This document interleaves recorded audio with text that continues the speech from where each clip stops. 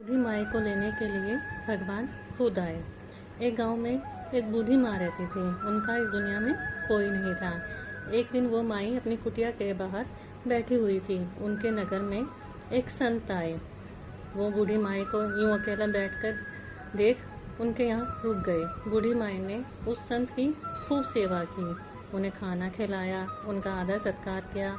उनकी सेवा से खुश होकर साधु संत ने उन्हें अपनी झोली से एक लड्डू गोपाल की मूर्ति दी और कहा, माई अब से तुम अकेली नहीं हो, ये बाल गोपाल अब से आपके बेटे हैं।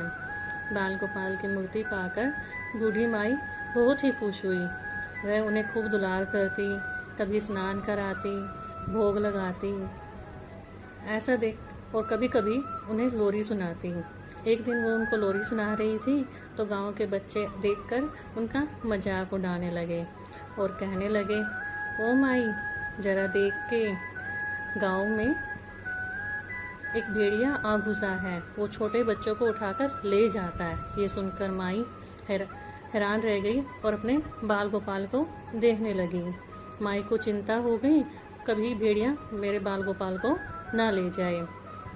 वो लाठी लेकर अपने घर के बाहर बैठ गई और पहरा देने लगी।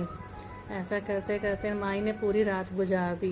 एक रात बीती, 2 रात बीती, ऐसा करते करते लगातार माई 5 रातों तक पहरा देती रही। भूखी प्यासी बेजान सी होकर माई अपने बाल गोपाल की रक्षा करती रही। उधर वृंदावन में ठाकुर जी माई की निस्वार्थ सेवा देखकर भाव विभोर हो उठे। वो एक बालक का रूप रखकर माई के पास आए।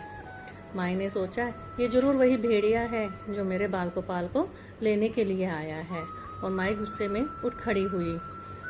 तो बाल गोपाल के रूम में आए श्री कृष्ण कहते हैं, माई मैं हूँ आपका लाला।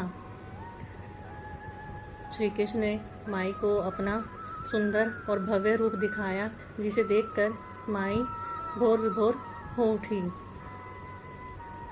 और उनसे कहने लगी, लाला मुझे क्षमा करना, मेरे लिए आपको यहाँ आना पड़ा।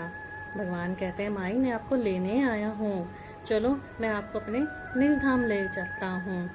भगवान श्री कृष्ण माई को अपने धाम ले गए। कथा का सार यह है कि भगवान को 56 भोग नहीं चाहिए, वो निस्वार्थ सेवा से भी प्रसन्न हो जाते हैं।